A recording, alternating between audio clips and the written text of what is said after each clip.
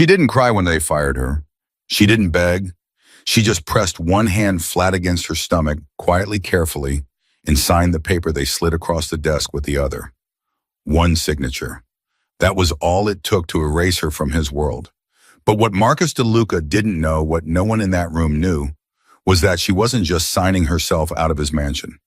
She was signing away the only secret that could have destroyed him or saved him. And for 6 years, that secret had a name. If this story already has you gripping your seat, hit that subscribe button. Right now, turn on your notifications and follow this story all the way to the end. And drop a comment below telling me what city you are watching from. I want to see exactly how far this story has traveled. Now let's get into it. The envelope had been sitting on Marcus DeLuca's desk for 3 days before he finally picked it up. Not because he was busy, though he was always busy. Not because he didn't care, though most people assumed he didn't. He hadn't opened it because something about the handwriting on the outside made his jaw tighten in a way he couldn't explain and refused to examine. V. Thompson. Personal effects. It had been found in a supply closet during a routine sweep of the mansion's east wing. One of his men had dropped it on his desk without a word, the way they always delivered things they didn't understand, quietly without eye contact, hoping not to get pulled into whatever storm might follow. Marcus set the envelope back down. Unopened, he had more important things to deal with. 6 years earlier, on a Tuesday in November that smelled like rain and burnt coffee, Veronica Thompson had stood in front of Marcus DeLuca's desk and tried very hard not to shake. She was 22 years old. She had worked in his mansion for 14 months. She had mopped the floors of his study, polished the banisters of his grand staircase, and learned very quickly that in the DeLuca household you kept your eyes down and your mouth shut. You did not ask questions. You did not linger.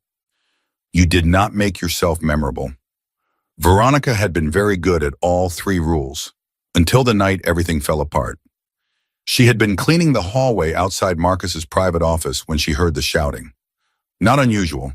Men like Marcus DeLuca shouted. They slammed doors, threw glasses, barked orders that sent grown men scrambling. But this shouting was different. This shouting had a name attached to it, and that name was hers. Find the girl, the cleaning girl. Thompson. Veronica had frozen her mop, still in her hand, water dripping onto the marble floor. She had done nothing. She knew she had done nothing. And yet the certainty in his voice, the cold, absolute authority of it, told her that innocence was not going to be her shield tonight. She had 30 seconds to decide whether to run or stay. She stayed. Because she was 22 years old and she still believed then that truth was a thing that could protect you. She was wrong. The door to Marcus's office had opened before she could even lower her mop.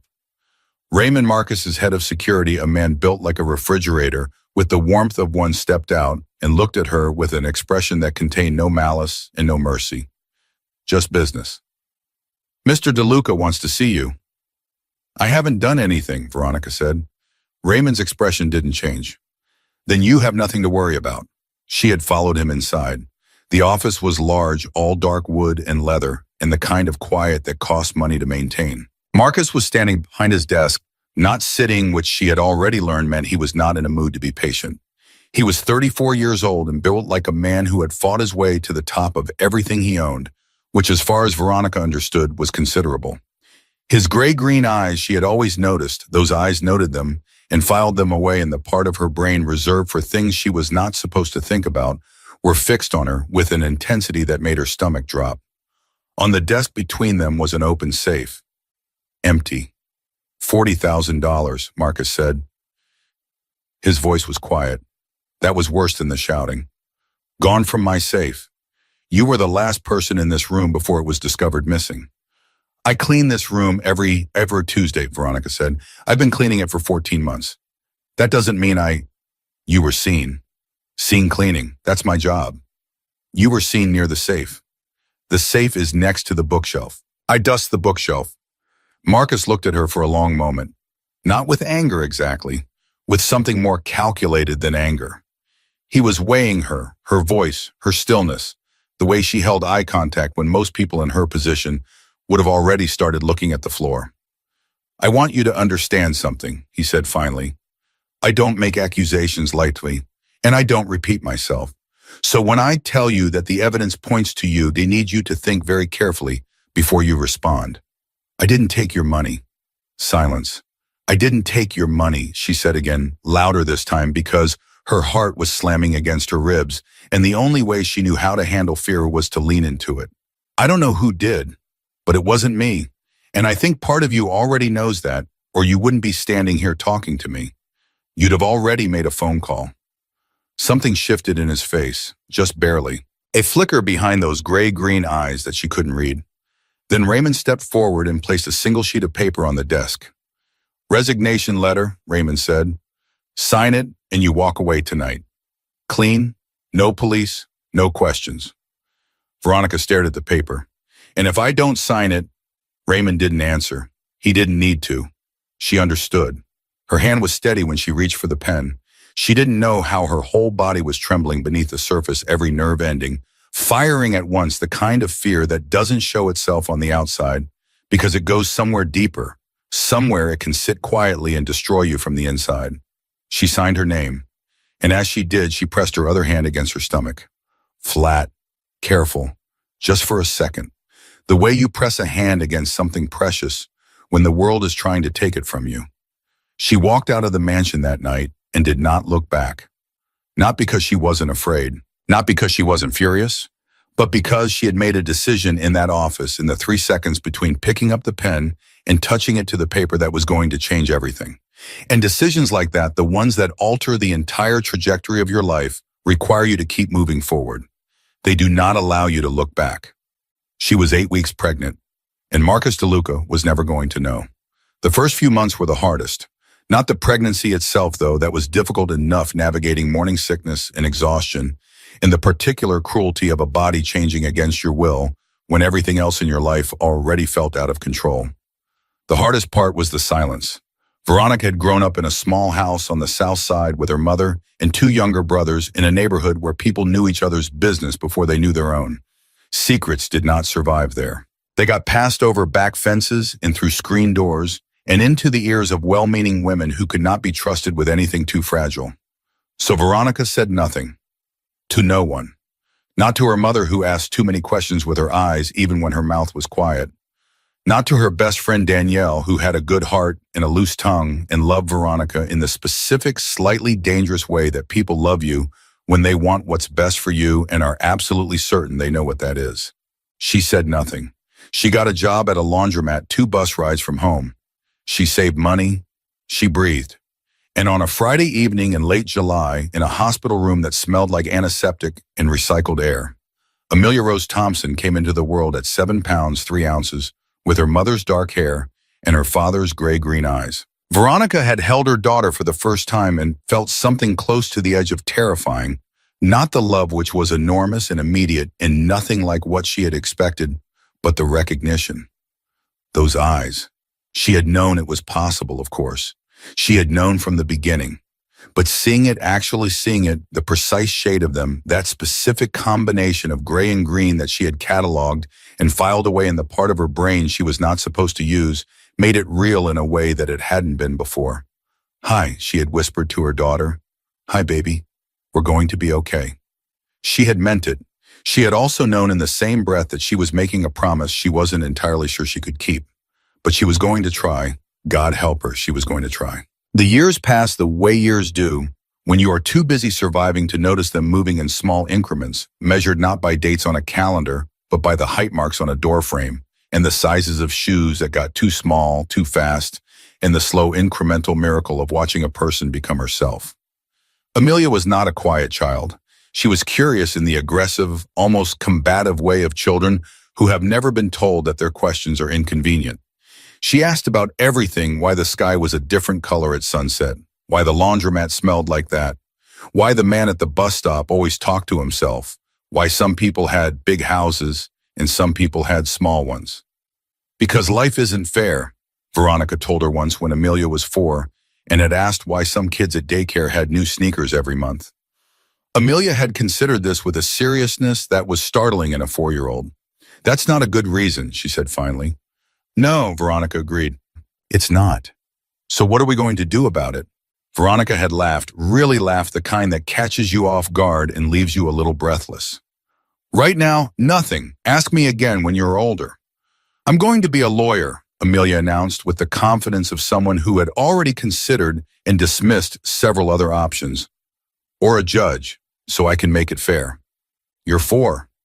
I know how old I am, Mama. That was Amelia, 6 years old now in first grade with a reading level 3 years above her class and an attitude about homework that Veronica recognized as entirely her own. She was all sharp edges and sudden tenderness, the kind of child who would argue with you at breakfast and then climb into your lap at bedtime and fall asleep against your shoulder without explanation or apology.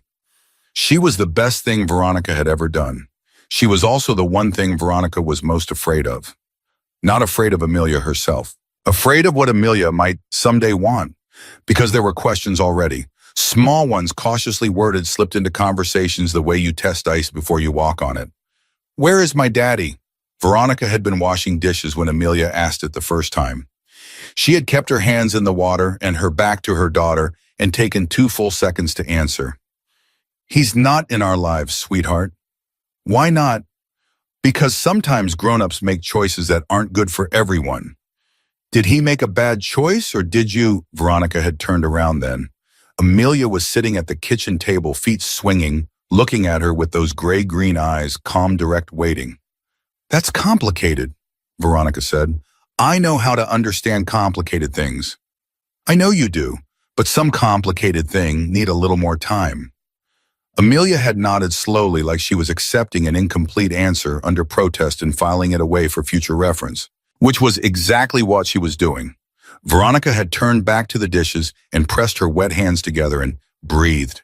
Not yet, please, not yet. She had thought in those early years that distance would be enough. Chicago was a big city. Marcus DeLuca ran his empire from the Gold Coast in the River North neighborhoods, where the restaurants cost more per plate than Veronica made in a week, where the buildings had doormen and the cars had drivers. The South Side where she lived was a different world entirely. Not invisible, Marcus's reach was longer than any map could show, but overlooked, beneath notice. She had been careful. She used cash when she could.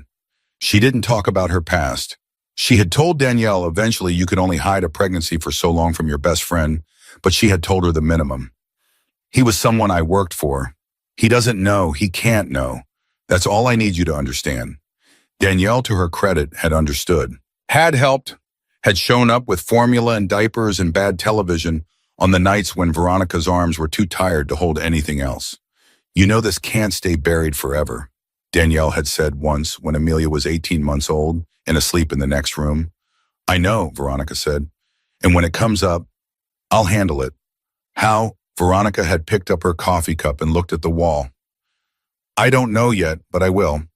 Danielle had looked at her for a long time. You know what your problem is? You're brave in all the wrong directions. What does that mean? It means you'll walk into a room and stand your ground against a man who scares the hell out of everyone else. But you're terrified of the conversation you actually need to have. Danielle, I'm just saying, I know what you're saying. Silence. She has his eyes, Danielle said quietly. I know. Someone's going to notice eventually. Not if I'm careful. Veronica. Danielle set down her cup. Careful has an expiration date. She was right, of course. She almost always was. But Veronica had spent 6 years perfecting careful, and she was not ready, not yet, not now, maybe not ever, to let it go. She had built a life. A real one, small and sometimes exhausting, and nothing like what she had imagined for herself at 22, but hers. A 2-bedroom apartment with a leaky faucet she had fixed herself, and walls she had painted yellow because Amelia said yellow was the color of being awake. A job at a medical billing office that paid enough, a community garden 3 blocks away that grew tomatoes in the summer, a routine that held them both together when everything else felt unstable. She had done all of this alone. And somewhere across the city, in a world that operated by different rules, Marcus DeLuca was still building his empire, still expanding, still acquiring, still moving through the world like a man who had never once doubted his own authority. He had no idea. Not the faintest shadow of a suspicion. And Veronica had told herself for 6 years, she had told herself that this was the way it was supposed to be, that keeping the secret was protection. For Amelia, from a world of danger and violence and men who solved their problems the same way they always had, that the little girl sleeping in the yellow bedroom down the hall was better off not knowing. She had believed it. right up until the moment she stopped. It happened on a Wednesday. Ordinary Wednesday. Amelia had school. Veronica had work. She was eating toast and half reading a news article on her phone when she saw the name. DeLuca. She almost scrolled past it. Then she read the headline and the toast went cold in her hand, and something that had been quietly waiting in the back of her chest for 6 years shifted forward one step like a door that had never been fully closed, finally beginning to move. The article was short. Business section. A restructuring within DeLuca Holdings following the quiet departure of Giovanni DeLuca, younger brother to CEO Marcus DeLuca. Under circumstances the company described only as a mutual and amicable separation. Veronica read it twice. Then she set down her phone very carefully, the way you set something down when your hands have started to shake and you don't want anyone, even yourself, to see it. Giovanni, she knew that name. She had heard it once through a half-open door, a voice arguing fast and low. It was me, not her. The girl didn't take anything, Marcus. Leave her alone. Let her go. She had never been sure then whether what she'd heard was real or whether her terrified brain had manufactured comfort where there was none. Now, 6 years later, reading 4 lines in a business article, she thought maybe she had heard correctly after all. And if Giovanni had taken the money, if Giovanni had let her take the blame, then Marcus was going to find out. If he hadn't already, and if Marcus found out that he had wronged her, he was going to start asking questions. And questions eventually led to answers. And answers looked like a little girl with gray-green eyes who told her mother she was going to be a judge when she grew up. Veronica sat at her kitchen table for a long time. Careful has an expiration date. She picked up her phone again. Her thumb hovered over Danielle's number. Then she put it back down. She had kept this secret for 6 years. She had carried it alone. She had gotten very, very good at it. But for the first time since that night in November, standing in a grand office with a pen in her hand and a secret pressed behind her palm, she felt the weight of it shifting. Moving, becoming something she wasn't sure she could carry anymore. Not alone, not with those gray-green eyes, looking up at her every morning, getting older, getting sharper, getting closer to the questions she hadn't figured out how to answer yet. She breathed, she stood up, she got Amelia ready for school, and somewhere across the city in an office surrounded by men who dealt in silence and the settling of old accounts, Marcus DeLuca finally picked up the envelope that had been sitting on his desk for 3 days. He opened it. Inside was a photograph. Small, slightly faded. The kind of photo that falls out of a jacket pocket and gets forgotten in a supply closet for 6 years because the person who carried it was gone before anyone knew to look. He stared at it. His hands went very still. Then he set it flat on the desk and pressed both palms against it, the way you hold something down when the ground beneath you has started to move. Raymond, he said quietly. The door opened. Find her. Raymond had been working for Marcus DeLuca for 11 years, and in that time he had learned exactly 2 things about his employer that mattered. Marcus never asked for something he didn't already partially know. And when his voice dropped that quiet, not angry, not cold, just quiet, you moved fast and you didn't ask questions. So when Marcus said find her and pressed both palms flat against that photograph on his desk, Raymond didn't hesitate. He nodded once, turned and walked out of the office with the kind of measured urgency that looked like calm and felt like running. He didn't ask who her was. He already had a name. It had been sitting in the back of a file cabinet for 6 years, the way certain names do not forgotten exactly but set aside. Veronica Thompson, 22 years old at the time of her resignation, no criminal record, no further incidents, no forwarding address on file. Raymond had always thought that was strange. Women who left under those circumstances, accused of theft, escorted out by security given a choice between signing and suffering, they didn't just disappear. They went somewhere, they talked to someone. They filed a complaint, started a lawsuit, called a lawyer with a grudge against organized money. Veronica Thompson had done none of those things. She had vanished. Quietly. Completely. Like someone who had something more important to do than fight back. Raymond had noted it at the time and filed it under not my problem. Now apparently it was. He sat down at his desk, opened his laptop, and got to work. Veronica had taken Amelia to school that morning on autopilot, packed the lunch, signed the permission slip that had been sitting on the counter for 3 days, walked the 4 blocks to Jefferson Elementary with Amelia's hand in hers and her mind somewhere else entirely. Mama, you're doing the thinking face, Amelia said. I don't have a thinking face. You have like four faces, the regular face, the tired face, the don't try me face, and the thinking face. Right now, it's definitely the thinking face. Veronica looked down at her daughter. When did you get so observant? I've always been observant. You just don't notice because you're too busy thinking. Despite everything, despite the article still sitting in her phone's browser history, despite the name DeLuca still ringing somewhere in the back of her skull, Veronica laughed, short and real and a little helpless. Have a good day, she said at the school gate. She crouched down to Amelia's level. And please, please don't argue with Mrs. Patterson about the reading assignment again. I wasn't arguing. I was providing a counter perspective. Amelia. Fine. Veronica watched her daughter walk through the gate back straight backpack, too big already talking to the girl beside her with the rapid-fire energy of someone who had too many opinions and not enough time.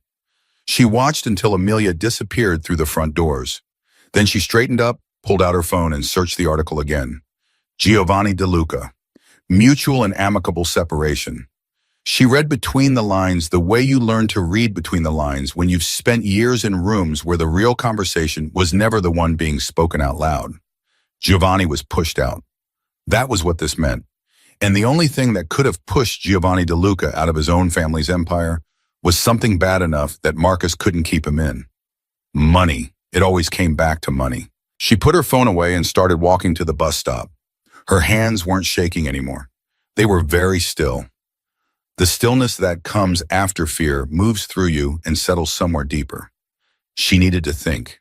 She needed to think carefully and clearly and without panic, which meant she needed to not call Danielle yet, because Danielle's first response to any crisis was to talk through every possible outcome at full volume, and Veronica needed quiet right now. She needed the specific quiet of her own mind, working through a problem it had been circling for 6 years without ever letting herself fully approach it. If Marcus had found out about Giovanni, then the investigation was already underway. And an investigation meant going back, reviewing the timeline, re-examining the people who had been accused and cleared and let go. People like her. The bus came. She got on. She stared out the window at the city moving past her and thought about a night 6 years ago and a safe that had been emptied and a man with gray-green eyes who had looked at her across a desk like he was trying to decide something. She thought about what he had decided, and she thought about what she had decided walking out of that mansion, her hand pressed against her stomach, already beginning the long work of becoming someone who had never existed in his world at all. He's going to find me, she thought. Not he might, not he could. He was going to. That was simply what men like Marcus DeLuca did. They found things. It was the organizing principle of their entire existence. You did not build what he had built without being the kind of person who located what was missing and retrieved it, whatever the cost. The question wasn't whether he would find her. The question was what she was going to do when he did. Marcus hadn't looked at the photograph again after Raymond left. He didn't need to. It was already in him, the image fixed in the specific, terrible way that things fix themselves when you aren't prepared for them, when your defenses are down because you didn't know you needed them up. It was a small photo worn at the edges. A woman, young 20, maybe sitting on what looked like a front porch step laughing at something off camera. He didn't recognize the setting. He barely recognized her face softened by youth and by that particular ease people have before the world has had its full go at them. But he recognized the laughter. He had heard it exactly once in his own hallway through a half-closed door when she didn't know anyone was listening. A real laugh, not polite, not careful, just real, the kind that breaks out of people before they can catch it. He had stopped walking when he heard it, had stood outside that door for 3 full seconds in a way that he had never in the 11 years since fully explained to himself. Then he had kept walking, but he had not forgotten it. The photo had been found in a jacket pocket, his jacket apparently one that had been hanging in the East Wing closet since a renovation 6 years ago, had displaced half the mansion's contents, and some of it had never been properly sorted. A jacket he had worn that night, maybe. He wasn't sure. What he was sure about was that he had not put the photo in his pocket, which meant she had, which meant that at some point on the night she was fired, signing that resignation with one hand and pressing the other flat against her side in a way he had noticed and not thought about until right now she had been close enough to him to slip something into his jacket pocket. Why? He sat with that question for a long time. Then Raymond knocked on the door and came back in with a tablet in his hand and an expression that said, "You're not going to like this, but you asked." "I found her," Raymond said. "Southside. She's been there since best I can tell not long after she left here. Works at a medical billing office on Halstead. Pays her rent on time. Clean record. No association with any known parties." He paused. "She has a daughter." Marcus looked up from the desk. Raymond met his gaze and held it. 6 years old. Name's Amelia. The word landed in the room like a stone dropped in still water. Everything rippled. Marcus said nothing for a long moment. When he spoke, his voice was careful. The kind of careful that is not calm but is trying very hard to approximate it. "How old?" "6. Started first grade this fall." 6 years. He did the math without meaning to, and the numbers went through him like a cold current. "Do we have a photo?" Raymond hesitated. "I didn't pull one. I thought, pull one?" Raymond nodded and left. Marcus stood up. He walked to the window. He stood there with his back to the room and his hands loose at his sides and breathed. He was not a man who panicked. He had built an entire life on the disciplined refusal to panic, on the principle that information was neutral until you decided what to do with it, and deciding what to do with it required stillness, not motion. Reaction was the enemy of strategy. But something was happening in his chest that didn't feel like strategy. It felt like a wall moving. Raymond came back 20 minutes later. He set the tablet on the desk face down and waited. Marcus turned from the window. He looked at Raymond's face first the way he always read rooms, people before objects, expression before words. Raymond looked steady, but his jaw was set in the way it got when he had information that was going to change things, and he knew it. Marcus turned the tablet over. The photo was from the school's public fall directory, the kind of thing that ended up linked through community boards and neighborhood apps. A class photo. 20 small faces arranged in rows grinning at the camera with the variable enthusiasm of 6-year-olds. Amelia Thompson was in the second row. Dark hair like her mother, small frame, and eyes. Gray-green, his gray-green, the exact shade not similar, not reminiscent, not like his. The specific unusual combination that had come down through his family line like a recurring signature generation after generation, unmistakable to anyone who knew to look. Marcus stared at the photo for a very long time. Raymond did not speak. Outside the office, the sounds of the house continued in footsteps, a phone ringing somewhere, the ordinary machinery of a large household going about its business, life continuing, indifferent. "She didn't take the money," Marcus said finally. "No," Raymond said. "I think we both know she didn't." "Giovanni." "Yes."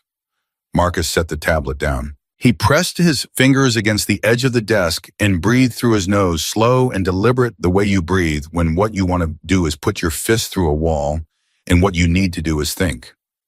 "How long have you known," he asked, not accusatory, just needing to know.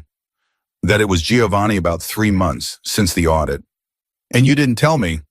"I told you the audit found irregularities. I said we needed to look at the timeline more carefully. You said..." "I know what I said." Marcus had said handle it. He had been in the middle of 3 other crises, and he had said handle it and trusted Raymond to do exactly that, which Raymond had done, just not fast enough. "You should have come directly to me." "I know that now." "You knew it then." Raymond's jaw tightened. "Yes." Silence. "She thought I was going to have her killed," Marcus said. The words tasted like something he hadn't known was in his mouth. That was the implication, yes. At the time. And she was 22 years old. Yes. She was pregnant. Raymond didn't answer that one. Marcus picked up the tablet again. Looked at the photo again.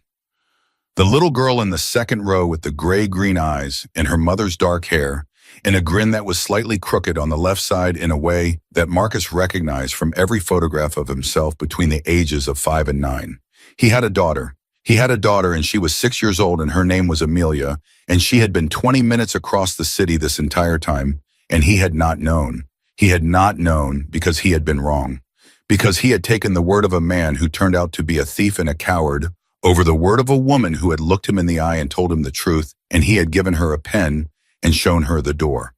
The weight of that, the specific unbearable weight of it, settled onto him all at once. I need an address, he said. Marcus. An address Raymond. Raymond put a piece of paper on the desk. He didn't look happy about it. She's not going to want to see you. I know. And she has every right, I know. Marcus folded the paper without looking at it and put it in his jacket pocket. That's not the point. Then what is the point?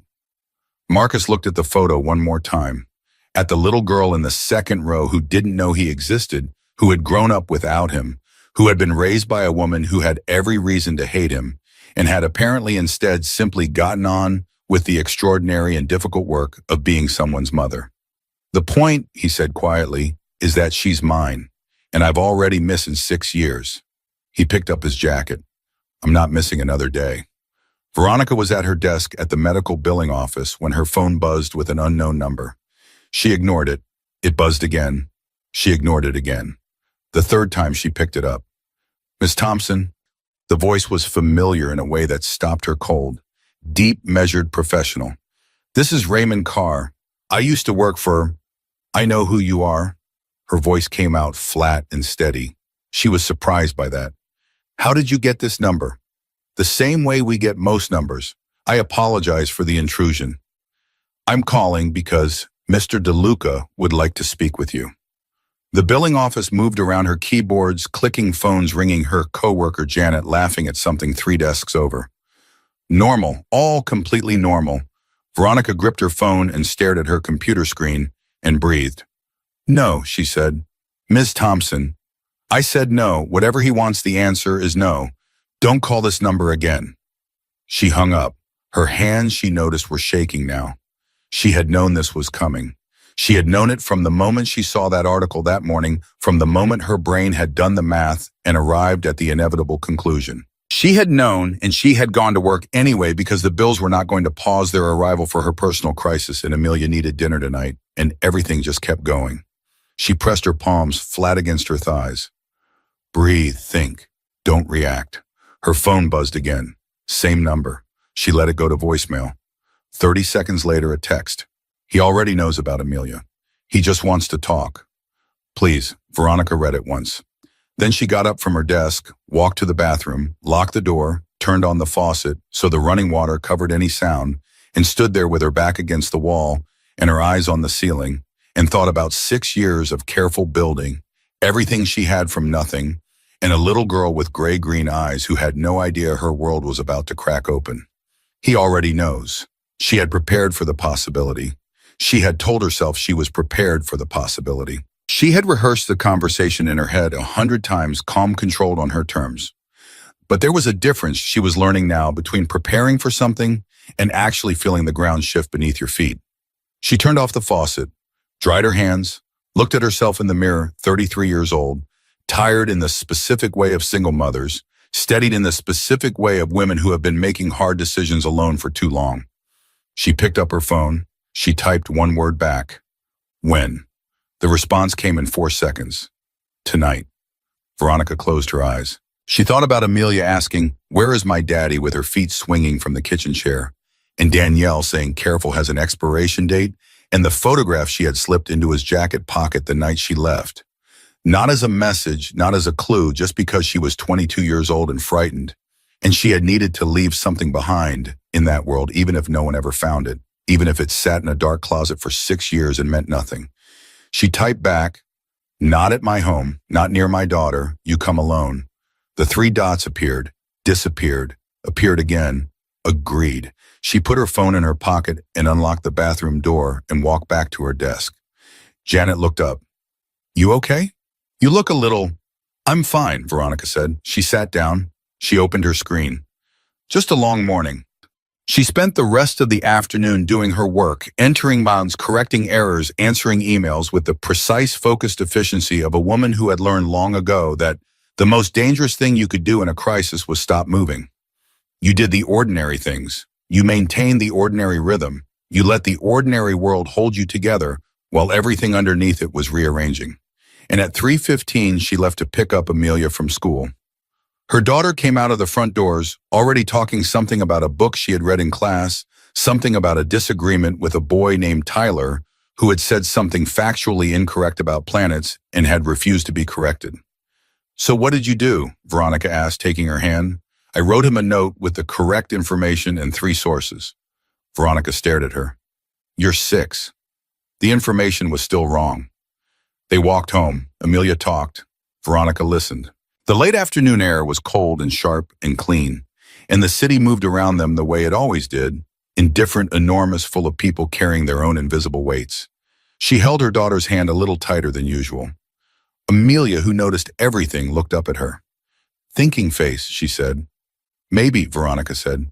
"Is it bad thinking or okay thinking?"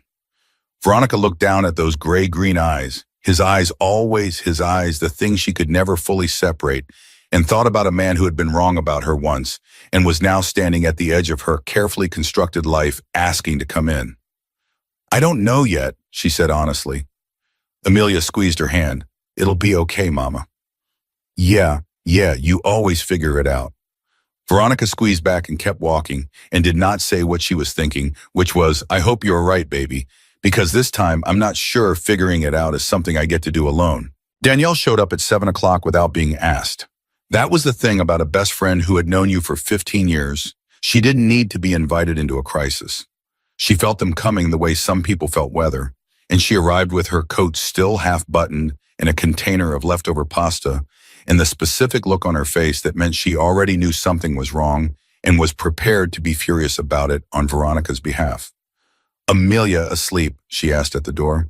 "Just went down." Danielle came inside, set the pasta on the counter, and turned around. "Talk."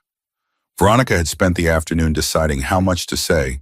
She had fed Amelia, bathed her, read 2 chapters of a book about a girl who discovered she could talk to horses. Amelia had strong opinions about the protagonist's decision-making and tucked her in and kissed her forehead and stood in the doorway of the yellow bedroom for just a moment longer than usual. Then she had come out and sat at the kitchen table and waited for her hands to stop shaking. They hadn't entirely. "He knows," Veronica said. Danielle went very still. "How?"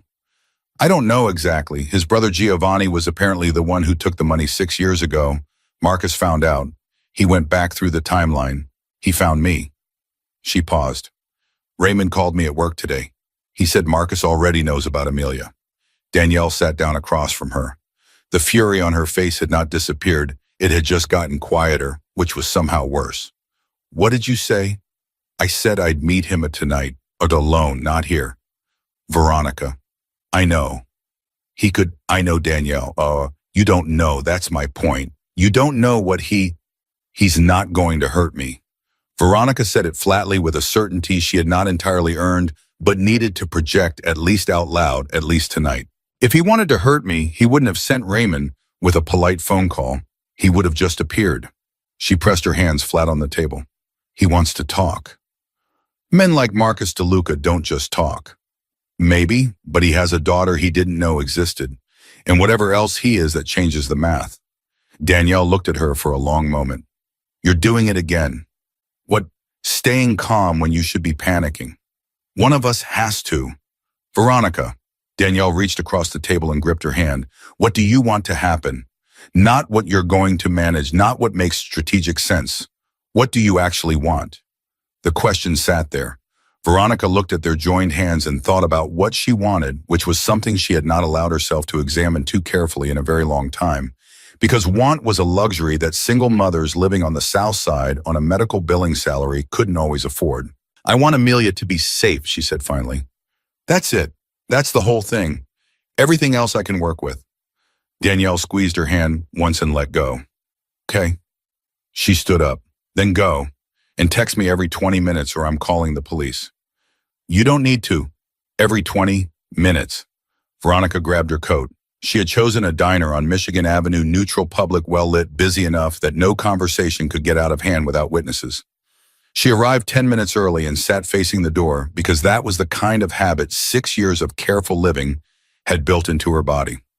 She ordered coffee she didn't intend to drink and told herself to breathe. He arrived at exactly 8 o'clock. No bodyguards, no driver walking ahead of him. Just Marcus DeLuca in a dark coat moving through the door of a Michigan Avenue diner. Like a man who had walked into every room he had ever entered with the quiet authority of someone who didn't need to announce himself. He looked older. Not old, he was 40, now she calculated automatically, but older. Something in the set of his jaw, the way he carried the weight of himself, like a man who had spent the last 6 years winning and winning and somehow ending up with less than he started with. He saw her immediately. His step didn't falter, but something in his face shifted just barely, just for a second, and then he was at the table, and he was sitting across from her, and 6 years collapsed into nothing and everything all at once.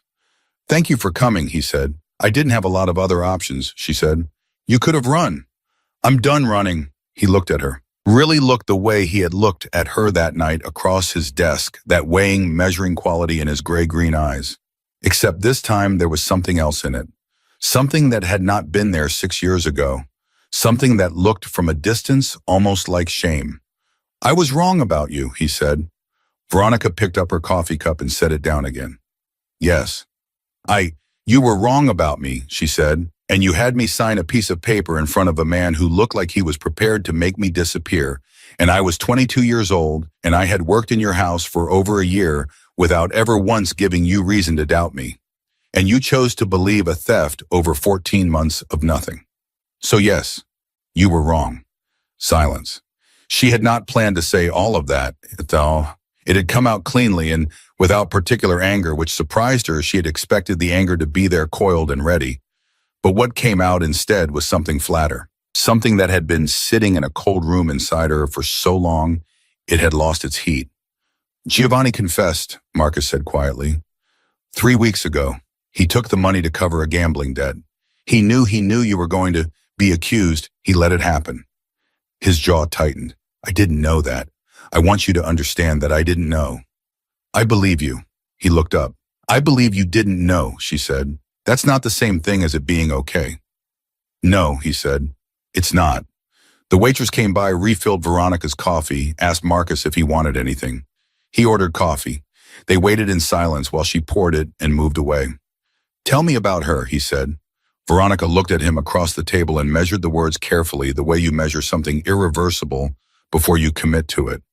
"Her name is Amelia Rose. She's 6. She reads at a 3rd-grade level, and she argues like a lawyer. And she decided 2 weeks ago that she wants to be a judge when she grows up so she can make things fair." A pause. "She has your eyes." Something moved across his face, quick and unguarded, and more human than anything she had seen from him in either of their 2 conversations. His hand resting on the table pressed flat for just a second, like he was bracing. "Does she know about me?" he asked. "She knows she has a father. She knows he's not in our lives. She has asked me why. I've told her it's complicated." "What did she say?" "She said she knows how to understand complicated things." He was quiet for a long moment. "She sounds like you." "She sounds like herself," Veronica said. "She's her own person. She's been her own person since the day she was born." "I want to meet her." "I know you do." "Veronica." "I said I know." She set down the cup. "That doesn't mean I'm going to hand you a time and a place tonight and let you walk into her life like the last 6 years didn't happen. She doesn't know your name. She has never seen your face. You are an abstract concept to her, and I have worked very hard to keep the abstract from becoming something that could hurt her. I'm not going to hurt her." "You hurt me," she said quietly, "without meaning to, without even really seeing me. That's the part that's hardest to move past, not that you were cruel, but that I was invisible, that she could be invisible to you too." His jaw worked.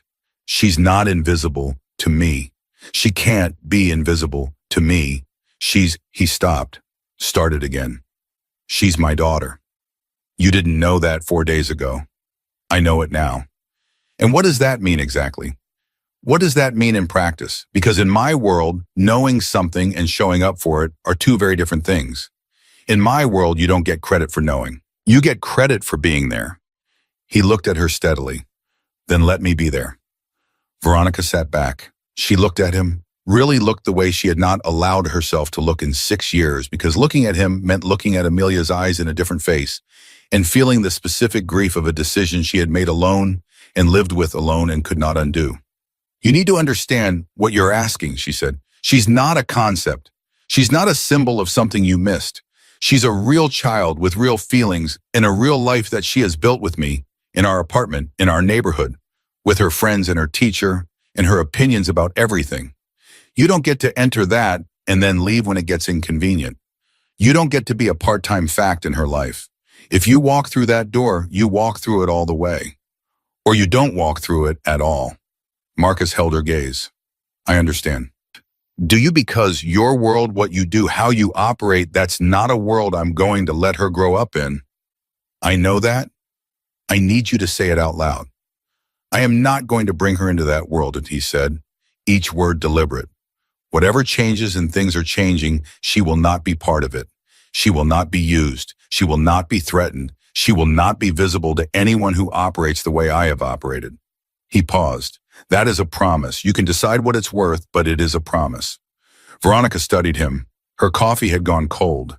Outside, the city moved in its ordinary nighttime rhythm, indifferent to the conversation happening at a corner table in a Michigan Avenue diner that was quietly rearranging the next 10 years of at least 3 people's lives.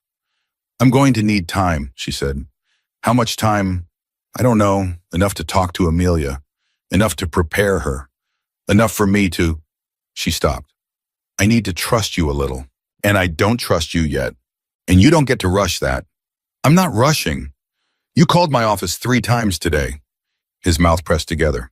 Fair point. A silence that was less hostile than the previous ones. Not comfortable, not yet, maybe not for a long time, but different. Like 2 people who had been standing on opposite sides of a river, finally acknowledging that the river was there. She asked me once, Veronica said quietly, whether it was your bad choice or mine, that he wasn't in our lives. Marcus went very still. She was 4. She was sitting at my kitchen table with her feet swinging, and she looked at me with those eyes. Veronica stopped, breathed. I told her it was complicated, and she accepted that because she's a good kid who trusts me, but she won't accept it forever. She's already too sharp for forever. She looked at him. When I tell her about you, and I will tell her on my terms and my time, she's going to have questions. Real ones. Hard ones.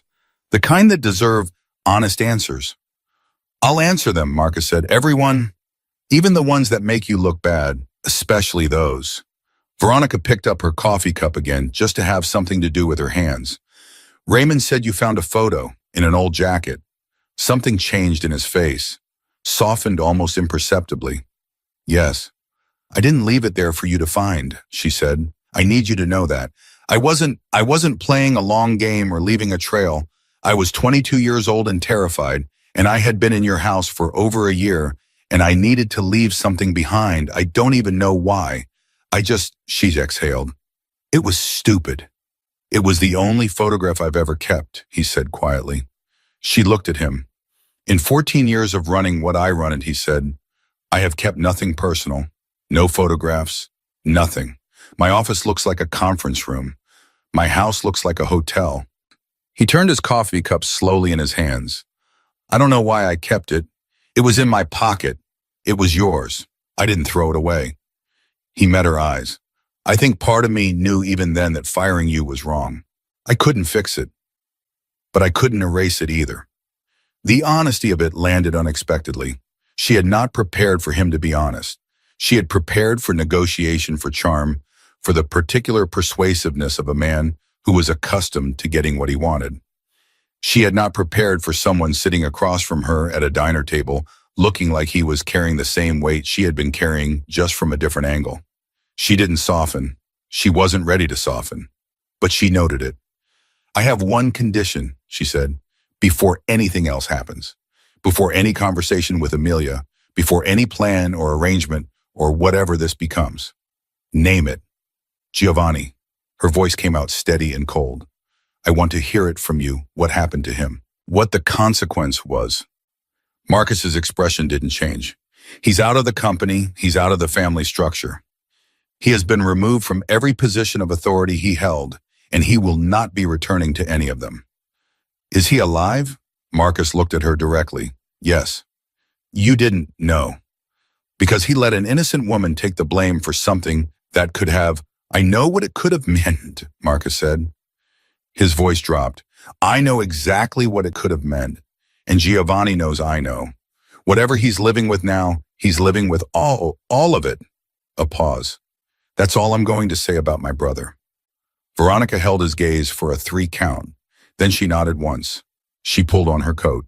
She checked her phone, 4 texts from Danielle, each escalating slightly in urgency.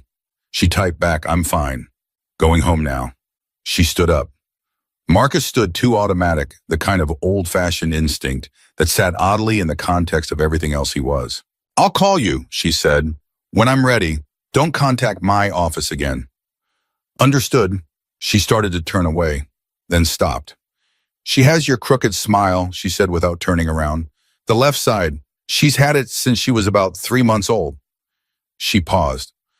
"I thought you should know that." She didn't hear his response. She was already walking toward the door out into the cold November air, her hands steadier now than they had been all day, her mind running fast and clear and forward the way it always ran when she had made a decision and was moving through the consequences of it. She had not agreed to anything tonight. She had not promised anything tonight.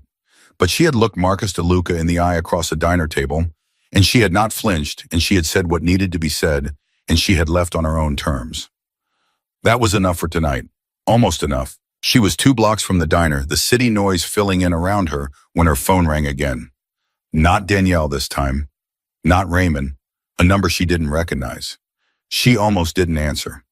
Then something instinct or the particular sharpened awareness that comes from a day that had been full of things she hadn't expected made her pick up. "Miss Thompson." A woman's voice, clipped but precise with the kind of thinly veiled urgency people use when they're trying to sound calm and aren't. "My name is Elena Marsh. I'm an attorney. I represent certain interests connected to the DeLuca family." Veronica stopped walking. "Which interests?" "I think you already know." A pause. "We need to talk. Tonight if possible. Before you make any agreements with Marcus DeLuca." Another pause, and this one had weight to it. "There are things about your daughter's situation that he hasn't told you. Things you need to know before you decide what comes next." The city moved around her. Cold air, car horns, the ordinary night. "What things?" Veronica said. "On air." The woman on the other end paused for exactly 1 beat too long. "Ms. Thompson, Amelia isn't the only one." The words landed like a physical thing. Amelia isn't the only one. Veronica stood on the sidewalk with the cold pressing in around her and heard her own heartbeat go loud and strange in her ears. She had spent the entire day preparing for difficult. She had prepared for confrontation and grief in the particular exhaustion of navigating a man she had spent 6 years trying to forget. She had not prepared for this. "What did you just say?" Her voice came out quiet, controlled, the way her voice always went when the rest of her was the opposite. "I think we should speak in person," Elena Marsh said. "There's a coffee shop on Wabash Cortlands.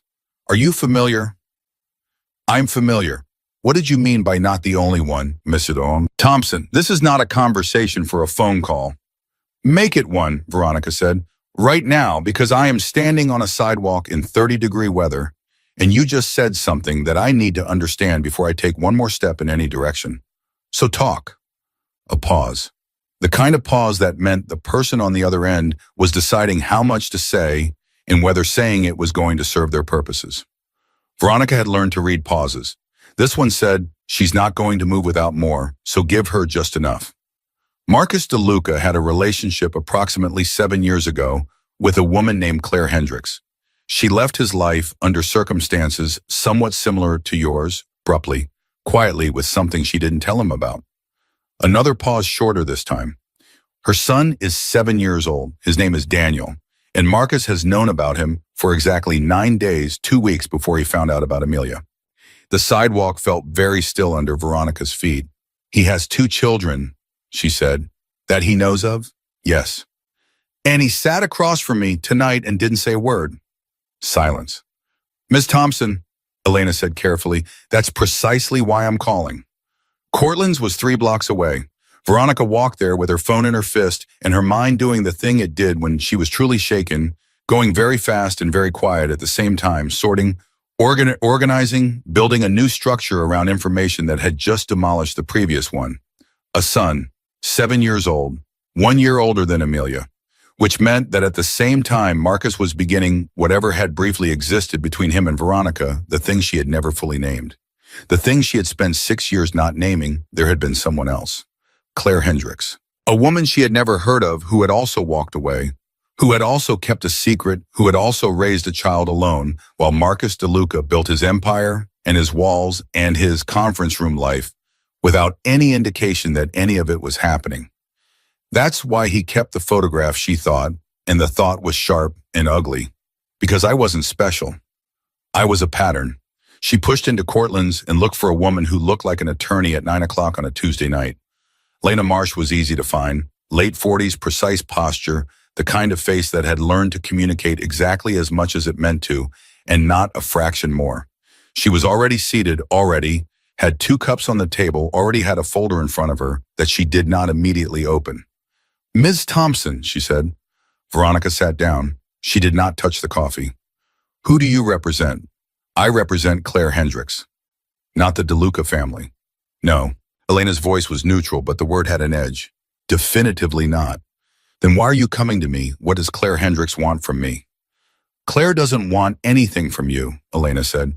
"What she wants is for you to have information that Marcus has chosen deliberately not to give you, so that when you make decisions about your daughter, you make them with the full picture." Veronica looked at her steadily. "And what's in it for Claire?" Elena almost smiled. "She'd like to not be isolated in this. She's been dealing with the DeLuca legal team for 9 days, and it has not been pleasant. She thought that another mother in a similar position might be useful to know." "Useful," Veronica repeated. "Her word, not mine. I think what she actually means is less alone. Something in that landed differently than the rest. Less strategic, more true." Veronica pulled the coffee toward her. "Tell me everything." Elena talked for 20 minutes. Veronica listened without interrupting, which took more discipline than anything else she had done that day. She had a talent for listening, for taking in information and holding it without reacting until she had the whole shape of it, and she used it now, sitting very still, letting it all come in. Claire Hendricks had been 25 when she met Marcus. She was a contractor, interior design, high-end residential work, and she had been hired for a renovation project at one of his properties. The relationship had been brief. 4 months. She had ended it before she knew she was pregnant, and by the time she knew, she had already decided she didn't want Marcus DeLuca in her life or her child's life. She had seen enough in those 4 months to understand what proximity to that world meant. Daniel had been born, healthy, raised well, was now 7 and in 2nd grade, and according to Elena, completely unaware of any of this. 9 days ago, Marcus's legal team had contacted Claire. Not Marcus himself, his lawyers, with paperwork demands for a DNA test and what Elena described as a strongly worded proposal for a custody arrangement that Claire's legal team had immediately and firmly declined. "The DNA test came back 4 days ago," Elena said. "Confirmed. Daniel is Marcus's son." She opened the folder and turned it toward Veronica. "What we're concerned about, what Claire is concerned about, is this." Veronica looked at the document. It took her a moment to understand what she was reading. Then she understood, and the cold that went through her had nothing to do with the temperature outside. It was a legal filing, preliminary, a petition for shared legal custody of both minor children, Daniel Hendricks, age 7, and Amelia Thompson, age 6, to be heard simultaneously in Cook County Family Court. Both children, together, in the same filing. "He's combining them," Veronica said. "His legal team is combining them, yes. The argument is that handling both custody matters together is more efficient and equitable. The real strategic advantage is that we're less powerful together than we are separate," Veronica said. "If Claire and I are both responding to the same filing, our resources are split. His aren't, and any arrangement the court makes applies to both families simultaneously, which means he controls the terms for both at once." She looked up. "That's what this is." Elena held her gaze. "That is what this is." Veronica closed the folder. She sat back. She pressed 2 fingers against the space between her eyebrows and breathed. He had sat across from her tonight. He had looked at her with what she had read as honesty, and some of it had been honest. She didn't think she had imagined that, but he had known the whole time that his legal team was already moving, that there was already a filing with Amelia's name on it, that the conversation about trust and time and let me be there was happening simultaneously with lawyers building a structure that would reduce both her and Claire's ability to respond. She thought about the exactness of his words. "I'm not rushing," he had said it while his team was already filing. "He doesn't know I'm talking to you," Elena said. It was not a question. "No, I imagine he'll find out relatively quickly." "How did you get my number?" Claire had Raymond's number from the initial contact. Raymond's communications are not as secure as Marcus assumes. A slight pause. "Your number was in a call log." Veronica absorbed this. "Does Marcus know about this meeting?" "Not yet." "Then we have a window." She leaned forward. "How long has the filing been in process?" "The preliminary petition was filed 6 days ago. There's a hearing scheduled in 3 weeks." 3 weeks. Veronica did the math. "Before I had any idea any of this was happening." "Before either of you had any idea," Elena confirmed. The thing that Veronica felt then was not rage, not exactly. It was something colder and more clarifying. The specific feeling of understanding a situation completely after having understood it partially and realizing that the partial understanding had almost been enough to make a very significant mistake. She had almost trusted him tonight. She had almost, at the end of that dinner, let herself believe that the honesty was real enough to build something on. She picked up her phone and typed a message to Danielle. "I need a lawyer. Family law, best one you know, tonight if possible." Danielle's response came in 40 seconds. "Carol Reyes, I'll send you her number." "What is happening? I'll tell you everything tomorrow. Don't panic." "I am absolutely panicking, Veronica." She put the phone down.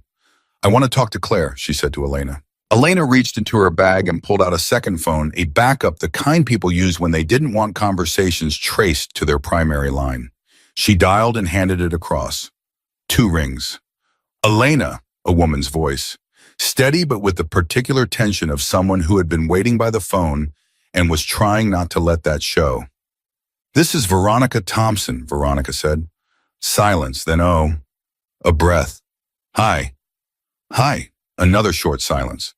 2 women who had never spoken connected by a man who had managed to be absent from both their lives in consequential ways. "He sat across from me at dinner tonight," Veronica said. "He said he wanted to be in Amelia's life. He said he understood my terms. He did not mention your son. He did not mention the filing." "No," Claire said quietly. "He wouldn't." "How are you?" Veronica stopped. "I don't know what to say here. This is not a situation I've practiced for." A short, slightly broken sound came from the other end that was almost a laugh. "Me neither. I've been sitting in my kitchen for 9 days trying to figure out what to do, and mostly just drinking too much coffee and staring at legal documents I don't fully understand." "How's your son?" "He doesn't know any of this. I've kept him completely out of it." A pause. "He's a good kid. He's loud, and he breaks things, and he thinks he's hilarious." Her voice softened despite everything. "He kind of is hilarious." "Amelia writes people notes with citation sources when they're factually wrong," Veronica said. Claire made that almost laugh sound again stronger this time. "They'd probably either be best friends or mortal enemies." "Probably both," Veronica said, a silence that was less tense than the previous ones. The particular quiet of 2 strangers finding unexpected common ground in the middle of a crisis. "I don't want to fight you," Claire said. "I want to be clear about that. I'm not interested in competing over any of this. I just want to protect Daniel. And when Elena told me about you, I thought maybe we're stronger as a coordinated response than as separate filings," Veronica said. "Yes, exactly." Elena said the hearing is in 3 weeks. "Yes, and their team they're very good, very fast. I didn't have a lawyer when they first contacted me, and by the time I had Carol Reyes on the phone, they had already filed 3 documents." "I'm calling Carol Reyes tonight," Veronica said. "Good." Claire exhaled. "Good, okay. I feel better about that." A pause. "Can I ask you something?" "Go ahead." "When you met with him tonight, do you think he actually—" She stopped, tried again. "Do you think any of it was real, the wanting to be there, or is it all just—" She didn't finish. Veronica thought about the photograph, about the way his hands had gone flat on the desk when Raymond said 6 years old, about the crooked smile she had thrown at him on her way out the door, and the silence she hadn't waited to hear fill. "I think some of it is real," she said carefully. "I think he genuinely wants to know his children. And I think he is also completely capable of letting his legal team do things that contradict everything he says in person because he's been operating that way his entire adult life, and he doesn't fully see the contradiction. So which do we respond to, the real part or the legal part? Both, Veronica said, at the same time, without letting the real part make us careless about the legal part. Claire was quiet for a moment. You're very calm. I'm not calm. I just sound like it. I'll take the sound of it right now, Claire said. Honestly. Veronica left Cortland's at 10:15. The city was darker and quieter at this hour. The traffic thinned. The sidewalks emptied to the occasional hurrying figure. She walked 2 blocks before she stopped and stood still and let herself feel for 60 full seconds. Everything she had not let herself feel all evening.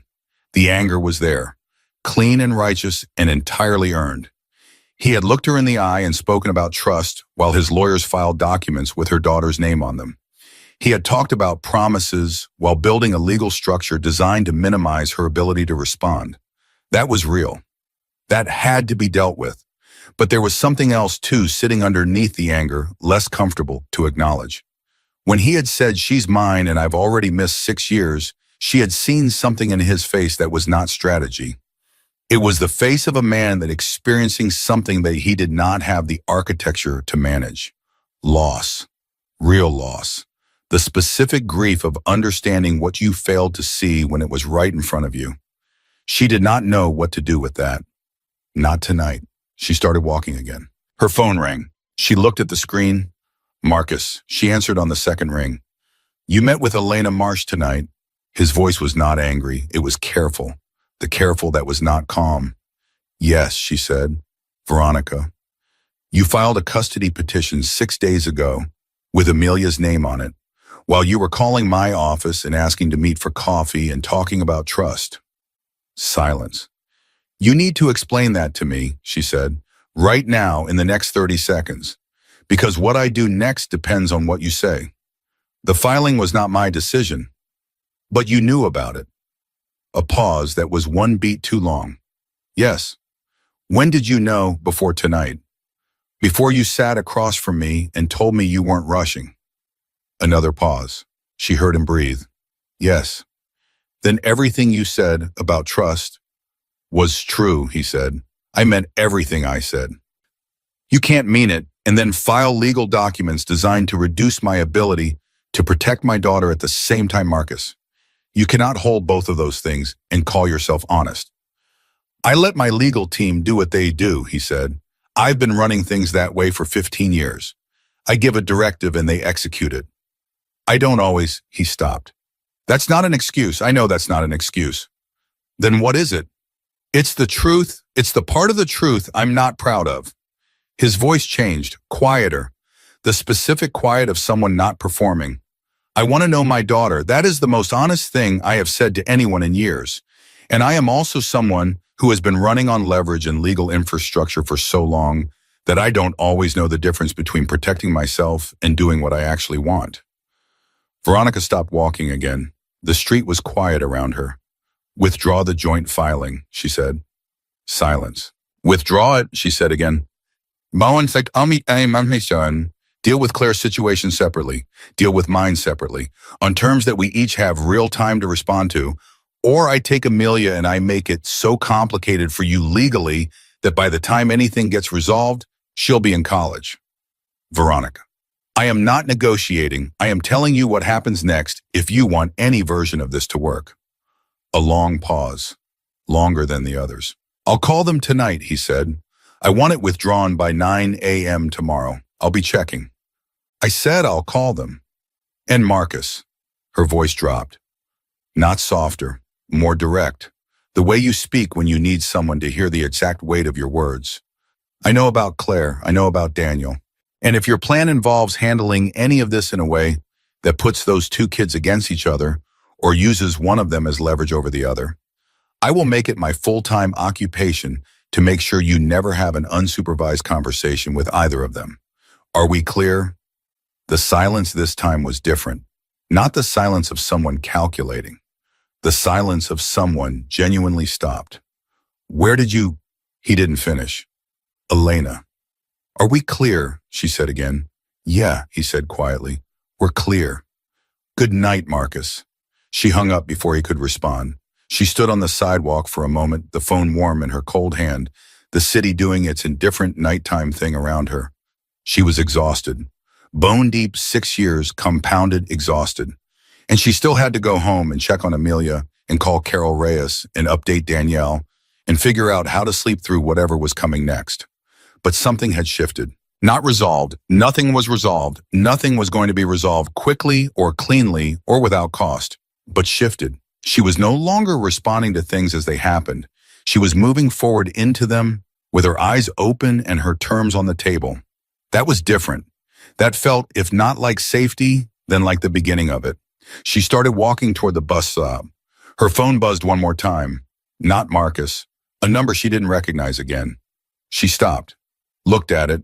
Against every instinct that told her she had had enough revelations for one night, she answered. Ms. Thompson, a man's voice this time, low, slightly rough, with the particular hesitation of someone who had been rehearsing this call and had now run out of script. You don't know me. My name is Giovanni DeLuca. The name hit her like a door opening into cold air. I think you've been waiting 6 years for an apology, Giovanni said. And I've been a coward about it for 6 years. But some things don't get to wait anymore. A pause, White Tuman. I need to tell you something about that night. Something Marcus doesn't know. Something that changes the story. His voice tightened. Something that puts you and your daughter in a position you need to understand before any of this goes further. Veronica closed her eyes. One breath.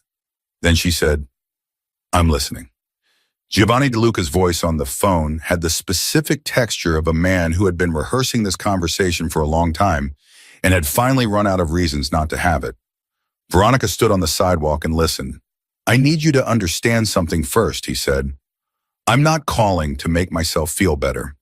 I know that's what apologies usually are, the person doing the apologizing, getting the weight off their chest and handing it to someone else to carry. I don't want to do that to you. A pause. But there are things in motion right now that you don't have the full picture for, and you need it. Then give it to me, Veronica said. He exhaled. The night you were fired, I was in the house. I was the one who told Marcus the money was gone. I framed the timeline to point at you. I knew you had been in the study. I knew you cleaned the safe area. It was deliberate. I know that part, Veronica said. Marcus told me. What Marcus doesn't know, Giovanni said, is why. She waited. The $40,000 was only part of what I took. Over 18 months, I moved approximately $230,000 out of accounts Marcus didn't monitor closely. Small amounts, regular intervals. I'd been doing it since before you ever worked there. His voice tightened. When the $40,000 was flagged by an internal audit I wasn't supposed to know about, I had about 6 hours to create a distraction large enough that Marcus would close the investigation before it went deeper. Veronica felt something cold and deliberate move through her chest. You used me as a distraction. Yes. Not because I was convenient, because if Marcus spent his energy on me, firing me, dealing with the accusation, he wouldn't keep pulling the thread. Yes. And it worked. For 6 years, Giovanni said quietly. Yes, it worked. She pressed her free hand against her sternum, breathed. What does any of this have to do with what's happening now? Because when Marcus found out about my embezzlement 3 months ago during the audit, the investigators didn't stop at the $40,000. They went back through everything, all of it. And part of what they found, he stopped, started again. Part of what they found was a payment, 18 months after you left, made to a private investigator. Veronica went very still. Someone paid to track you, Giovanni said, to find out where you went, what you were doing, whether you had. He didn't finish that sentence. The payment came from an account I controlled, but I didn't make it. Who did? Someone who had access to my accounts. Someone who knew about you. A pause. Someone who had more reason than I did to want to know whether you had left that house carrying something that could complicate things. Giovanni. Her voice was flat and careful. Say the name. Helena DeLuca, my mother. The name dropped into the night air and sat there. Veronica stood completely still on the sidewalk, the phone pressed hard against her ear, and felt the architecture of the last 6 years reorganize itself around a new load-bearing wall she hadn't known existed. Marcus's mother, a woman she had never met, never spoken to, never thought about in any strategic sense, because she had been so focused on Marcus, on surviving him, on hiding from him, that she had never considered who else in that household might have been watching. She had you tracked, Veronica said slowly. And then what? The investigator found you, found out you were pregnant, filed a report. Giovanni's voice was strained now, the rehearsed calm breaking down at the edges. Helena got the report. She paid the investigator to close the file and keep it quiet, destroy copies. He stopped. She made a decision that wasn't hers to make. She decided Marcus didn't need to know. His own mother hid his child from him. She was protecting the family. That's how she sees it. That's how she's always seen it. Bitterness crept in. A cleaning woman with a baby was a complication, a scandal, something that would distract Marcus from building the empire. Helena has always been very focused on the empire. Does Marcus know any of this? Not yet. The investigators' payments came up in the audit. My investigators connected them to Helena's direction 3 days ago. I've known for 72 hours. A breath. I haven't told Marcus because I needed to tell you first. Because you deserve to know first. That much I can do right. Veronica looked up at the dark sky above the city and breathed through the tightness in her chest. 6 years, not just Marcus being wrong about her, not just Giovanni's cowardice and theft. There had been someone else, a woman she had never seen, who had known the truth about Amelia and had actively chosen to bury it. Is Helena still involved in the family's operations? She asked. She's on the board, advisory capacity. She and Marcus talk every week. He paused. She doesn't know I found out. She doesn't know I'm calling you. If Marcus finds out what she did, it will be the worst crisis in that family in 30 years, Giovanni said quietly. Marcus and my mother have a relationship that has survived everything, including what I did. This, he exhaled, I don't know if it survives this. That's not my problem to manage, Veronica said. No, it's not. A pause. I'm sorry for all of it, for what I did to you 6 years ago, for the years it cost you. I know that doesn't fix anything, she said. No. Or give them back. No. She closed her eyes briefly. I appreciate the call, Giovanni, I mean that. She opened her eyes. Now I have to go. She hung up. She stood there for exactly 10 seconds, doing nothing. Just standing, letting the full weight of it settle. Then she called Marcus. He picked up on the first ring, which meant he had been sitting with his phone in his hand. Veronica, I need to see you, she said. Tonight, not at a restaurant, not a public space, somewhere private. Just you, no Raymond, no lawyers, no one else. What happened? His voice sharpened. Are you okay? Is Amelia? Amelia is fine. I'm fine, so... She kept her voice even. But there's something you need to know, and you need to hear it from me in person. Not from a phone call, not from an email, not from whatever your investigators are going to find when they keep pulling that thread. A silence. How bad is it? That depends on you, she said. The information itself is survivable. What you do with it is the question. Another silence. She could hear him thinking the particular quality of his silences when he was processing, recalibrating. My car, I'll text you the address. 20 minutes. Fine. She walked to the location he texted, a parking structure on Michigan 4th level, which was the kind of place you chose when you needed a private conversation and had spent your life in a world where private conversations had to be conducted away from ears and cameras. He was already there when she arrived, standing outside the car. No driver, no Raymond, just Marcus in his dark coat, looking like a man who had been braced for impact all evening and had been right to be. She told him everything. Cleanly, without embellishment or editorializing. Giovanni's called the extent of the embezzlement, the private investigator, the payment, the report, the decision to bury it. His mother's name. She watched his face as she said it. She had thought she knew what to expect. Anger, denial, the particular coldness that powerful men deployed when their world was being restructured against their will. What she saw instead was something much harder to watch. It was the face of a man absorbing a loss he hadn't known he was about to feel. Not rage, devastation, the quiet, terrible kind. He didn't speak for a long moment. She knew, he said finally. Yes. She knew for 6 years. Yes. She knew about Amelia, and she looked me in the eye every week, and he stopped. His jaw was working. She made that choice for me. Yes. Without telling me. Without my daughter existed for 6 years, and my mother knew, and she... Marcus, Veronica's voice was quiet but firm. I need you to hear me right now. What your mother did was wrong. It was a profound wrong, but I need you to also hear that I made choices too. I chose not to find a way to reach you. I told myself it was for Amelia's safety, and some of it was, but some of it was... She stopped, made herself say it. Some of it was fear and anger and not wanting to need anything from you. Those were my choices, and they cost time too. He looked at her, really looked the way he had in the diner. You're not responsible for what my mother... No, but I'm responsible for my part of it. And I'm telling you that because if we're going to do this, whatever this becomes, for Amelia's sake, it has to start with honesty. From both of us. All the way down. The silence between them held something different now. Not just the weight of everything that had been done wrong. Something else underneath it. The specific fragile thing that appears when two people who have been circling each other for years finally stop moving and stand still long enough to see each other clearly. What are you going to do, she asked, about your mother? His eyes were steady, cold in a way that was not aimed at her. What I should have done 6 years ago when she made a decision that wasn't hers to make. He straightened. I'm going to handle it. Not violently. No, his voice was flat. Not violently, but completely. She believed him. She got home at 11:30.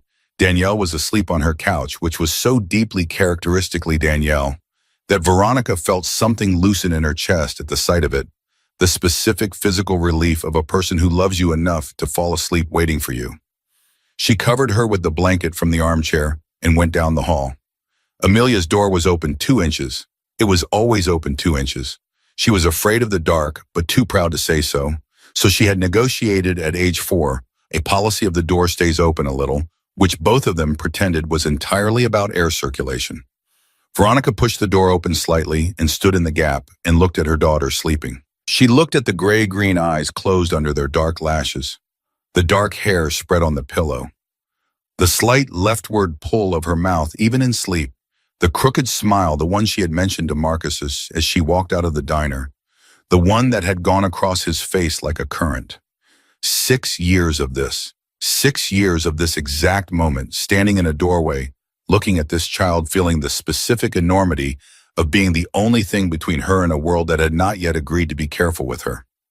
I'm figuring it out, she whispered, not to Amelia, to herself, to the version of herself who had walked out of a mansion at 22 years old, with her hand pressed against her stomach and a promise she wasn't sure she could keep. She had kept it. She went to the kitchen, sat at the table, and called Carol Reyes, who answered on the second ring and listened for 40 minutes without interrupting, and said at the end, we file a response to their petition by Friday. You have more ground to stand on than they expected. Get some sleep. Veronica said she would. She didn't entirely, but she tried. 3 weeks moved fast when you had a lawyer who was genuinely angry on your behalf, and a best friend who drove her to every appointment, and a 6-year-old who had no idea any of this was happening and continued to argue about planets and write notes with citations and fall asleep on Veronica's shoulder during movie nights with the boneless, absolute trust of a child who had never had reason to doubt she was safe. Carol Reyes filed the response on Friday. It was in Elena Marsh's words when she called to acknowledge receipt extremely thorough. The joint custody petition was quietly withdrawn the following Tuesday, 9 days ahead of the hearing, with no announcement, no explanation, and the kind of abrupt efficiency that meant someone with authority had made a phone call. Marcus Veronica suspected, making good on his word. She noted it. She did not soften, but she noted it. Helena DeLuca resigned from the DeLuca Holdings Board 11 days after Veronica told Marcus what Giovanni had said. The company's statement cited personal reasons. There was no further public comment. Veronica did not ask for details, and Marcus did not offer them, and that silence was one of the most telling things he had communicated since they'd started talking again. He was doing what he had said he would do. Completely.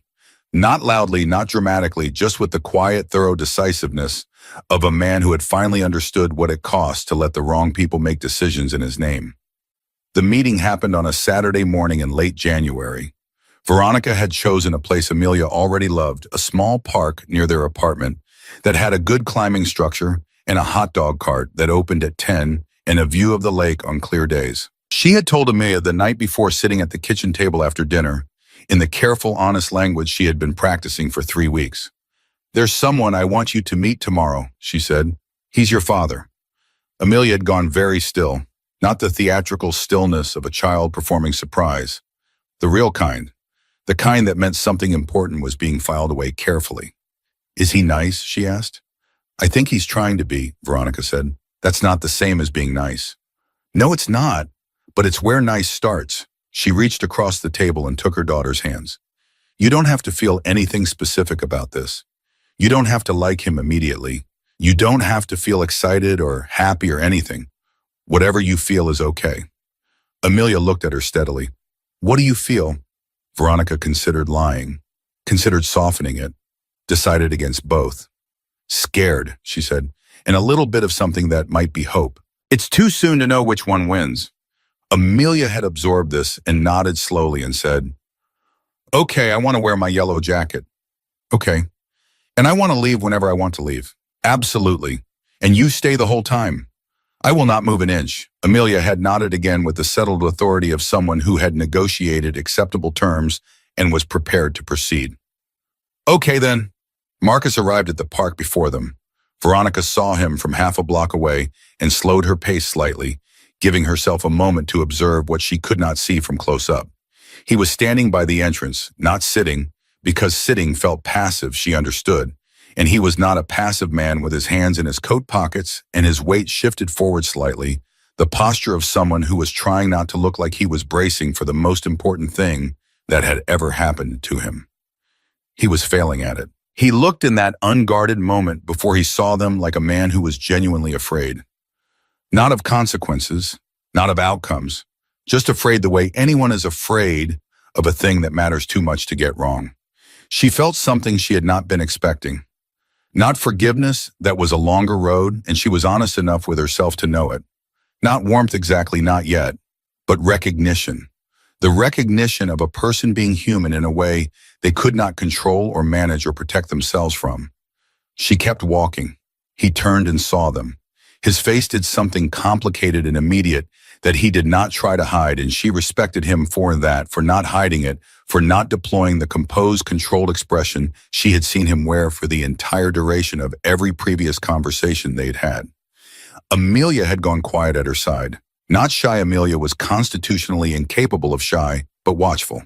Taking in information the way she always did, building her assessment before she spoke. She looked up at him. He looked down at her. The gray-green eyes met the gray-green eyes. And Amelia, who had never seen this man before in her life, tilted her head slightly to the left and said, "You have my eyes." Something moved across Marcus's face that Veronica was not going to describe to anyone because it was his and it was private, and it was the kind of thing you don't take from people even when you have every reason to be hard on them. "I think," he said carefully, "that you might have mine." Amelia considered this. "That's fair. They were yours first." She looked at him a moment longer. "I'm Amelia." "I know," he said. "I'm Marcus." "I know," she said. "Then, did you bring anything to do? Because this park has a really good climbing structure, but it's more fun if there are more people to race." He blinked once. No, I didn't bring anything." "That's okay, I'll teach you. I'm faster than in a look." She started toward the climbing structure without waiting for further agreement, her yellow jacket bright against the January gray. Marcus looked at Veronica. Veronica looked at him. "She's not afraid of anything," he said quietly. "She learned it," Veronica said. "It didn't come easy, but she learned it." He held her gaze. "She learned it from you." She didn't deny it. "Go," she said, "before she laps you on the climbing structure and you never hear the end of it." He went. She watched him go, watched him walk toward their daughter, watched Amelia immediately begin explaining the rules of a race she was already going to win, watched Marcus listen with the focused attention of a man who understood at a level deeper than logic that this was the only appointment that had ever actually mattered. Veronica sat on the bench. She put her hands in her lap. She breathed. The work ahead was real. The legal arrangements still had to be made. The conversation still had to be had with Amelia between her and Marcus. The long and difficult work of building something functional out of a history that had been built wrong from the start. There was Claire and Daniel in the question of what those children would eventually mean to each other. There was Helena and the damage of that particular truth and whether it ever fully healed. There was her own grief still present for the years she had spent carrying something alone that had always been too heavy for one person. None of it was resolved. None of it was clean. But her daughter was climbing a structure in a yellow jacket, already winning a race she had invented 30 seconds ago, and the man at the bottom of the structure was watching her with an expression that contained underneath everything complicated and unfinished, something simple and irreducible. He saw her. Finally. Completely. He saw her. And Veronica, sitting on that bench in the January cold, looked at the family that had been broken before it was ever assembled and thought, this is where it starts. Not where it ends, not where it's fixed or whole or easy, but where it starts with honesty and accountability in a 6-year-old in a yellow jacket who had decided with characteristic efficiency to move forward.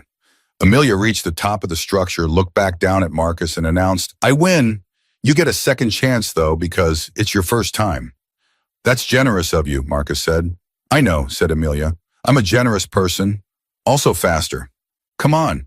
She had gotten that from Veronica, too, the particular grace of letting people begin again without making them beg for it. It was Veronica had always thought the hardest kind of strength, and it was the one she was most proud of passing on. She watched them and breathed and let the cold morning hold her. And for the first time in 6 years, she did not press her hand against her chest to protect something fragile from a world trying to reach it. She let her hands rest open in her lap. She let herself be seen. And that quietly, without ceremony, in a park in January, with the lake somewhere in the distance and her daughter's voice carrying clean and clear through the cold air, was how it ended and how it began and how it became finally theirs.